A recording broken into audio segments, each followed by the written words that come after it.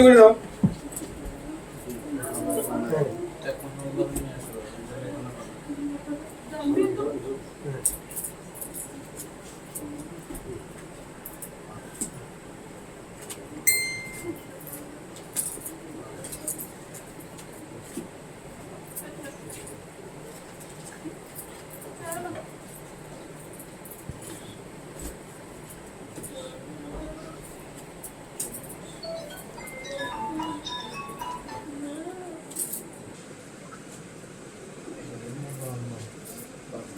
কত লাখ টাকা হলো?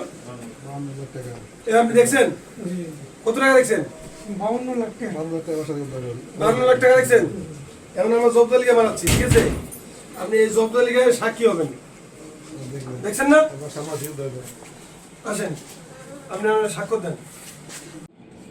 শিবপুর উপজেলা নির্বাহী অফিসার ফারজানা ইয়াসমিন এবং প্রকল্প বাস্তবায়ন কর্মকর্তা জাহাঙ্গীর হোসেন আমাকে জানান যে তাদের অফিসে এটি জরুরি বিষয়। পুলিশ সুপার মহোদয় এবং ডিসি স্যার এই বিষয়ে সাথে কথা হয়েছে। এই সংবাদের ভিত্তিতে আমি সেখানে গেলে তারা 2 জন লোককে, আরিফুল ইসলাম তুহিন এবং আশিক নামে 2 জন লোককে আমাদের নিকট হস্তান্তর করেন। হস্তান্তর করলে আমরা তাদের অফিসে এই বিষয়ে জিজ্ঞাসাবাদ করলে জিজ্ঞাসাবাদের এক পর্যায়ে তারা তাদের এই বিষয়টা তারা সাথে জড়িত মর্মে স্বীকার করে।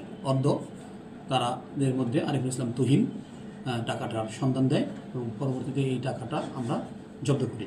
টাকাটা সরে যেতে পারে বা টাকাটা টাকাটা সরে যেতে পারে বা এটা অপচয় হয়ে যেতে পারে। এই ভিত্তিতে আমরা টাকাটা দ্রুত জব্দ করে আমাদের হেফাজতে গ্রহণ করি।